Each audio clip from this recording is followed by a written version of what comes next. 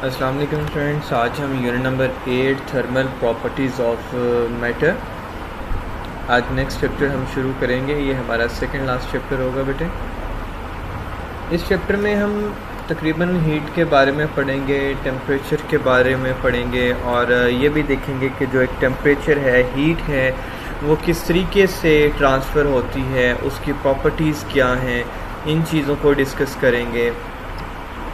आज का जो हमारा पहला टॉपिक है वो है टेम्परेचर एंड हीट। कहते हैं जब हम टच करते हैं किसी भी बॉडी को तो हम फील करते हैं कि ये बॉडी हॉट है या कोल्ड है। जो टेम्परेचर होता है बॉडी का वो हमें इसके बारे में बताता है कि ये बॉडी हॉट है या कोल्ड है। अब यहाँ पर टेम्परेचर की डेफिनेशन होगी बेटा। कहता है टेम्परेचर ऑफ अ बॉडी, किसी भी बॉडी का temperature is a degree of hotness और कोल्डनेस ऑफ अ बॉडी। ये हकीकत में डिग्रीज होती हैं किन की, बॉडीज़ की, जो बताती हैं कि ये बॉडी हॉट है या कोल्ड है। अगर हम कैंडल फ्लेम की बात करते हैं, कैंडल की आग की बात करते हैं, मोमबत्ती की आग की बात करते हैं, तो वो हॉट होती है, गर्म होती है। तो is set to be a high temperature, तो हम कह देते हैं कि भाई इधर का टेम्परेचर जो है वो हाई है। Ice on the other hand, लेकिन अगर हम दूसरी तरफ अगर एक बर्फ़ की बात करते हैं और is set to be at low temperature, तो उसका टेम्परेचर काफ़ी लो होता है। अगर हम अपनी सेंसेस की बात करते हैं, हमारी सेंसेस कौन सी हैं? लाइक अगर हम किसी भी चीज़ को टच करें, किसी भी चीज़ को फील करें, तो हम बता सकते हैं हाउ मच हॉट और कोल्ड अ बॉडी, कि एक ऑब्जेक्ट कितना, एक बॉडी कितना हॉट है या वो कितना कोल्ड है। लेकिन जो टेम्परेचर होता है, टेम्परेचर की सेंस होती है, ये अप्रॉक्सीमेशन होती है, ये अनरिलायबल होती है। It is not always safe to touch a hot body. ये कभी भी कारामद, मतलब कि कारामद कह रहा हूँ, ये कभी भी जो है ना, ये हमारे लिए एक सेफ नहीं होगा, मुफीद नहीं होगा, कि हम नुकसानदेह हो सकता है। What we need is a reliable and practicable method to determine the relative hotness और coldness of a body। कहते हैं कौन सा जो है ना, हमें किस चीज़ की ज़रूरत है कि हम मेजर कर सकें कि एक ऑब्जेक्ट कितना हॉट है या कितना कोल्ड है। इस कंसेप्ट को अंडरस्टैंड करने के लिए जो यूज़फुल अंडरस्टैंड टर्म्स हैं वो thermal contact and thermal equilibrium. Thermal contact यानी कि बॉडीज़ का कॉन्टैक्ट में आना, ट्रांसफ़र करना टेम्परेचर को। और एक बात याद रख लें कि जो टेम्परेचर होता है वो always flow from hot to cold parts of a body. ये हमेशा बेटा ट्रांसफ़र होगा हॉट पार्ट से कोल्ड पार्ट्स की तरफ। Is it clear? उसके बाद एक तो हो गया थर्मल कॉन्टैक्ट, दूसरा थर्मल इक्विलिब्रियम क्या होता है? थर्मल इक्विलिब्रियम कहता है ये जो येलो कलर में बॉक्स है, इसमें इसकी डेफिनेशन है। कहते हैं जो कंडीशन जिसमें दो सब्सटेंसेस फिजिकली कांटेक्ट होते हैं एक दूसरे के साथ, एक्सचेंज नो हीट एनर्जी, उसमें हीट एनर्जी को वो एक्सचेंज नहीं कर रहे। Two substances in thermal equilibrium are said to be at the same temperature. पर दो सब्सटेंसेस अगर थर्मल इक्विलिब्रियम में हैं तो हम कह सकते हैं कि उनका टेम्परेचर क्या है? सेम। अगर हम स्टोर करते हैं आइस को समर में तो क्या होता है? People wrap it with cloth और keep it in wooden box और इन दी थर्मोस फ्लास्क। आपने देखा होगा बाज़ारों में अगर कोई बर्फ़ फरोश है जो बर्फ़ को, आइस को सेल करता है, कि वो उसने एक कपड़ों के साथ कवर किया होता है ऐसे ही, या उसको वुडन बॉक्स के अंदर रखा होता है, या थर्मोस फ्लास्क अगर हम एक जगह से दूसरी जगह लेके जाना चाहते हैं हम उसके अंदर भी इसको रख लेते हैं। इस तरीके से क्या होता है कि हम अवॉइड कर सकते हैं थर्मल कॉन्टैक्ट को आइस के उसकी सराउंडिंग के साथ। अगर हम ऐसा नहीं करेंगे वो बहुत जल्द मेल्ट हो जाएगी। आपने एक काम करना है कि एक बर्फ़ का पीस ले लेना है, उसको आपने थर्मोस फ्लास्क के अंदर रख देना है, और दूसरा ही बर्फ़ का पीस सेम उसी क्वांटिटी का लेना है, आपने उसको एटमॉस्फेयर में बाहर रख देना। तो क्या होगा, जो थर्मोस फ्लास्क के अंदर होगा वो मेल्ट नहीं होगा, वो काफ़ी देर तक उसके अंदर मौजूद होगा, लेकिन जो बाहर पड़ा होगा वो जल्दी मेल्ट हो जाएगा। ऐसा क्यों है? क्योंकि जो बाहर पड़ा हुआ थर्मोस फ्लास्क है वो थर्मल कॉन्टैक्ट में आ जाता है अपनी सराउंडिंग्स में, जिससे वो हॉट टू कोल्ड पार्ट्स वो ट्रांसफ़र ऑफ हीट शुरू हो जाती है। इसी तरीके से अगर हम बात करें कप ऑफ टी की और पानी की एक रूम टेम्परेचर के अंदर, it cools down gradually, does it continues cooling, it stops cooling as it reaches the room temperature. अगर हमने क्या कहते हैं भी, हम कहते हैं कि अभी हम एक चाय का कप लें, चाय का कप आ जाता है, रूम में पड़ा होता है, हम रूम में बैठे होते हैं, हम चाय नहीं पीते, थोड़ी देर बाद क्या होता है, हम कहते हैं जी चाय ठंडी हो गई है। ऐसा क्यों होता है? क्योंकि मैंने कहा हीट ने हमेशा ट्रांसफर होना है from hot part to cold parts. अब चाय हॉट है, कोल्ड पार्ट्स उसकी सराउंडिंग है जो हमारा रूम टेम्परेचर है, और वो जो चाय की हॉटनेस है वो ट्रांसफर होगी कोल्डनेस में, और जिससे रूम का और चाय का टेम्परेचर क्या हो गया, सेम हो गया, जिससे हम कह देते हैं जी ये चाय ठंडी होगी। जिस तरीके से यहाँ पे भी बता रहे हैं, heat flows from hot body to cold body until thermal equilibrium is reached. तब तक ही ये मूव करती रहती है जब तक थर्मल इक्विलिब्रियम ना बन जाए। थर्मल इक्विलिब्रियम क्या है, उसकी डेफिनेशन में हमने पढ़ा। इसमें क्या होता है कि टेम्परेचर सेम हो जाता है। What happens when we touch a hot body, क्या होता है जब हम हॉट बॉडी को टच करते हैं? कहता है टेक टू बॉडीज, दो बॉडीज लें, हैविंग डिफरेंट टेम्परेचर, उनके टेम्परेचर डिफरेंट हैं, bring them in contact with each other, उनको एक दूसरे के करीब लेके आए, the temperature of the hot body false, जो टेम्परेचर होता है हॉट बॉडी का वो गिर जाएगा, इट लूजेज एनर्जी, वो अपनी एनर्जी को खो देगा, और वो एनर्जी एंटर हो जाएगी कोल्ड बॉडी में, क्योंकि उसका टेम्परेचर लो था। कोल्ड बॉडी हासिल कर लेगी एनर्जी को और अपने टेम्परेचर को बढ़ा देगी, और जो ट्रांसफर ऑफ एनर्जी होता है वो कंटिन्यूस तब तक जारी रहेगा जब तक दोनों बॉडीज के टेम्परेचर के क्या ना हो जाए, सेम ना हो जाए। The form of energy that is transfer from hot body to cold bodies is called heat, वो हीट कहलाता है। यानी कि एनर्जी का ट्रांसफर होना from hot part to cold part of a body, that is called heat. अगर आप एक आयरन पीस की बात करते हैं, आपने आयरन पीस अगर देखना है, आपने क्या करना है, आयरन पीस का एक सिरा हाथ में पकड़ लेना है, दूसरा सिरा आपने आग के ऊपर रख देना है। कुछ देर बाद आप क्या देखेंगे कि जो आयरन पीस जहां से आप गर्म कर रहे हो वहां से एनर्जी ट्रांसफर होते होते कोल्ड पार्ट्स की तरफ जाएगी, और आप उसको पकड़ नहीं पाओगे और वो गिर जाएगा। क्या होगा कि जो हॉट पार्ट से था आयरन पीस का, एनर्जी ट्रांसफर होना शुरू हो जाएगी कोल्ड पार्ट्स में। Heat is the energy that is transferred from one body to another in thermal contact with each other as a result of difference of temperature between them. तो इसका नतीजा क्या होगा कि टेम्परेचर क्या हो जाएगा, दोनों का डिफरेंस हो जाएगा। Heat is therefore called as thermal energy. Once heat enters the body, it becomes its internal energy and no longer exists as a heat energy. जब एक दफ़ा हीट एंटर हो जाएगी बॉडी में तो वो इंटरनल एनर्जी कहलाएगी, वो हीट एनर्जी कभी नहीं कहलाएगी। अब यहाँ पे कुछ इंपॉर्टेंट MCQs भी है इसी का। वो क्या है कि जो क्रोकस फ्लावर है वो नेचुरल थर्मोमीटर है। जो क्रोकस फ्लावर है वो क्या है, नेचुरल थर्मोमीटर है। It opens when the temperature is precisely 23 Celsius, ये तब ओपन होता है जब टेम्परेचर 23 सेल्सियस हो जाता है, एंड क्लोज, और तब बंद हो जाता है when the temperature is drops. MCQs बन सकता है वो कौन सा फ्लावर है जो सूरज की रोशनी में ओपन हो जाता है और जब सूरज की रोशनी चले जाती है तो वो बंद हो जाता है। हाँ, लेकिन टेम्परेचर 23 होना ज़रूरी है। वो क्रोकस फ्लावर है, जब टेम्परेचर 23 सेल्सियस होता है तो उसका टेम्परेचर ज़्यादा होने की वजह से फ्लावर ओपन हो जाता है, और जब टेम्परेचर 23 सेल्सियस से कम हो जाता है तो वो फ्लावर क्लोज हो जाता है। उसके बाद what is internal energy of a body, most important short definition है ये। कहता है the sum of kinetic energy and potential energy associated with atoms. अगर हम सम कर दें काइनेटिक एनर्जी और पोटेंशियल एनर्जी को, और जो एटम के साथ एसोसिएट है, मॉलिक्यूल्स और पार्टिकल्स ऑफ द बॉडी के साथ भी, that is called internal energy. अब इंटरनल एनर्जी जो होती है बॉडी की वो हमेशा डिपेंड करती है बहुत सारे फैक्टर्स पर, जिस तरीके से मास ऑफ बॉडी क्या है, काइनेटिक पोटेंशियल एनर्जीज क्या हैं। Kinetic potential energy previous chapters में आप पढ़ चुके हैं बेटे।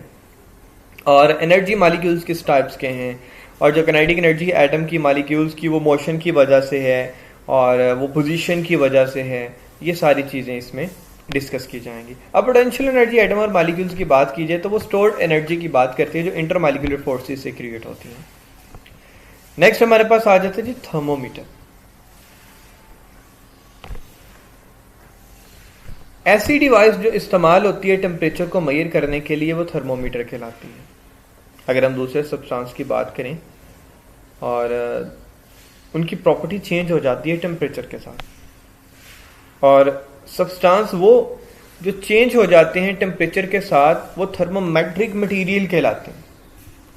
यहाँ पे एमसीक्यूज भी है कि वो सब्सटेंस जो टेम्परेचर के साथ चेंज हो जाते हैं वो थर्मोमेट्रिक मटेरियल कहलाते हैं और वो थर्मोमेट्रिक मटेरियल के हिसाब से यूज किए जाते हैं।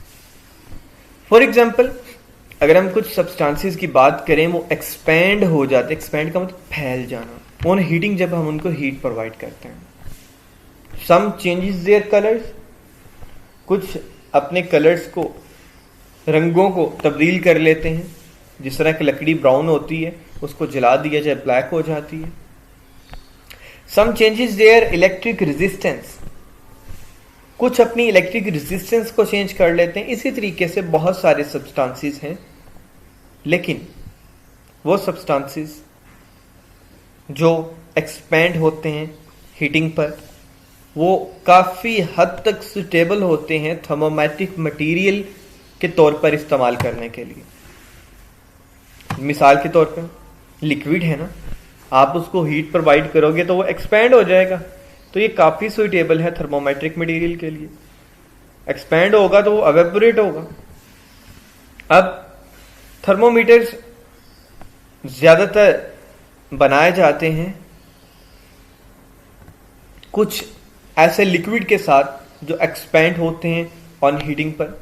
अब उन थर्मोमेट्रिक लिक्विड्स की प्रॉपर्टीज क्या हैं? इट शुड बी विजिबल, वो दिखाई देता है। It should have uniform thermal expansion, uniformly thermal expansion है, यानी कि एक्सपैंड हुआ और डिस्ट्रॉय हो गया, लेकिन उसका फ्रीजिंग पॉइंट काफ़ी लो है। It has low freezing point, लेकिन मेल्टिंग बॉइलिंग पॉइंट उसका क्या है? हाई है। It should not wet glass, glass को वेट नहीं करेगा ये, और हाई बॉइलिंग पॉइंट है तो it's mean it should be a good conductor of heat. लेकिन इसकी जो स्पेसिफिक हीट कैपेसिटी है शुड बी वेरी स्मॉल, बहुत थोड़ी होगी। अब ये जो डायग्राम आपको बेटे दिखाई दे रही है, ये हमारे पास एक थर्मोमीटर है, ठीक है, और मरकरी है इसके अंदर, ग्लास थर्मोमीटर के अंदर।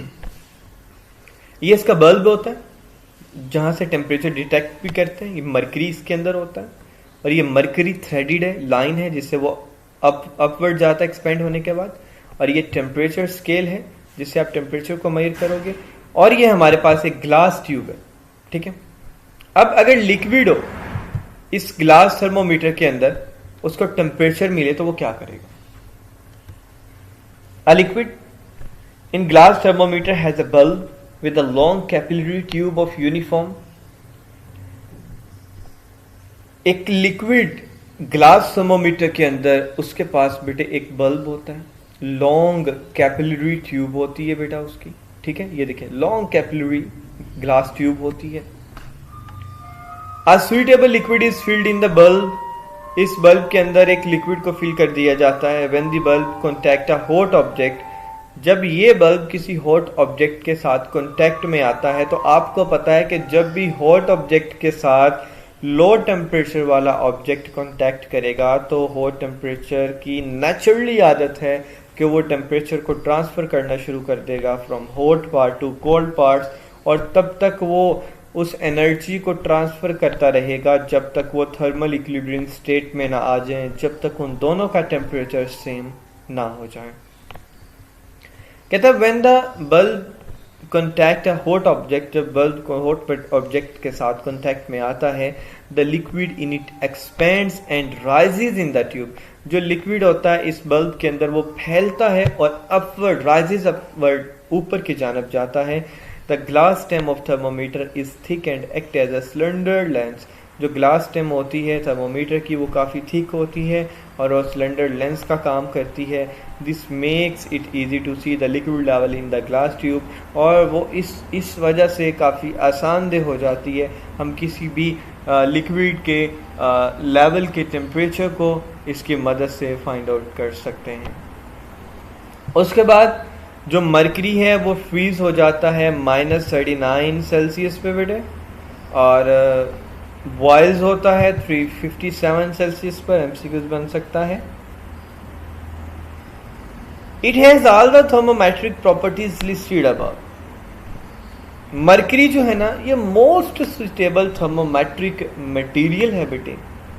Mercury glass thermometers are widely used in laboratories, clinics, houses to measure the temperature in the range of -10 to 150 Celsius. जो मरकरी है बेटे ग्लास थर्मोमीटर्स के अंदर ये बहुत वसी पैमाने पे इस्तेमाल हो रहा है लेबॉर्ट्रीज में, क्लिनिक्स में, मतलब कि डॉक्टर्स क्लिनिक्स में, आपके घरों में. और ये किस लिए इस्तेमाल होता है कि टेम्परेचर को मेजर करने के लिए इस्तेमाल होता है. कितने टेम्परेचर को? -10 सेल्सियस से 150 सेल्सियस तक. Lower and upper fix point. जो थर्मोमीटर के लोअर और अपर फिक्स पॉइंट है, लोअर और अपर फिक्स पॉइंट है वो क्या? थर्मोमीटर के बेटा पास स्केल होता है उसके स्टेम के साथ, देखिए ना स्केल है उसके स्टेम के साथ, और ये स्केल 2 फिक्स पॉइंट पे मुश्तमिल होता है. एक लोअर फिक्स पॉइंट होता है जो शो करता है पोजीशन ऑफ लिक्विड की थर्मोमीटर में when it is placed in ice, जब उसको आइस में रखा जाता है. डिफरेंस भी आ सकता है, difference between lower and upper fix point. तो लोअर फिक्स पॉइंट कौन सा है?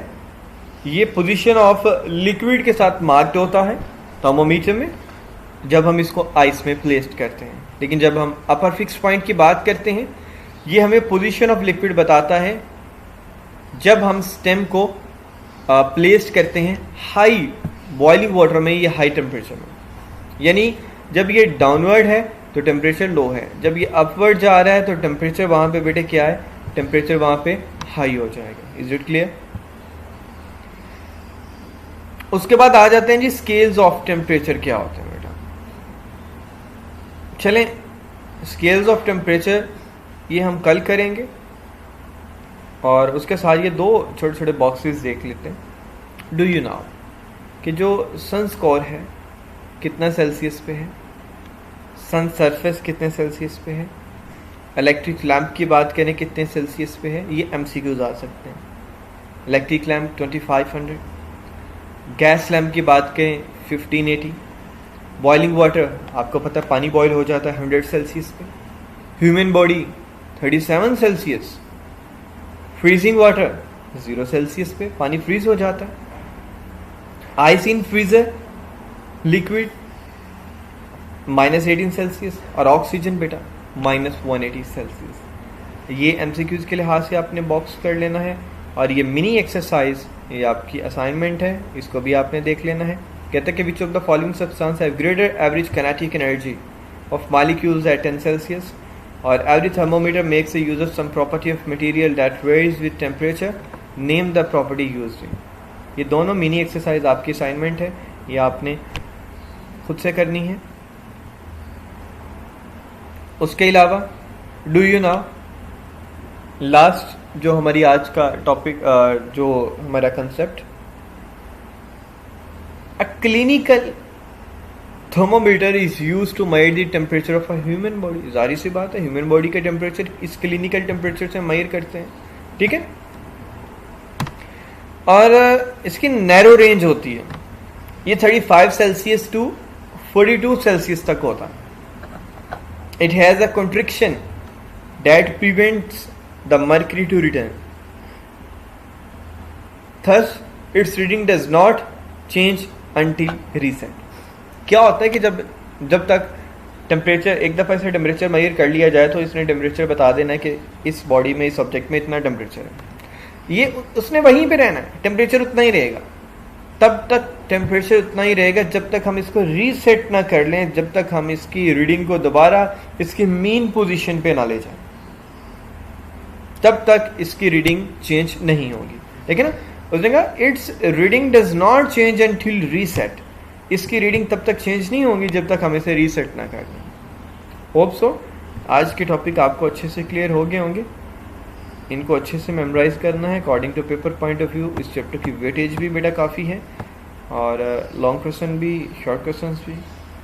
उम्मीद करता हूँ ये सारी चीज़ें आपको अच्छे से क्लियर हो गई होंगी।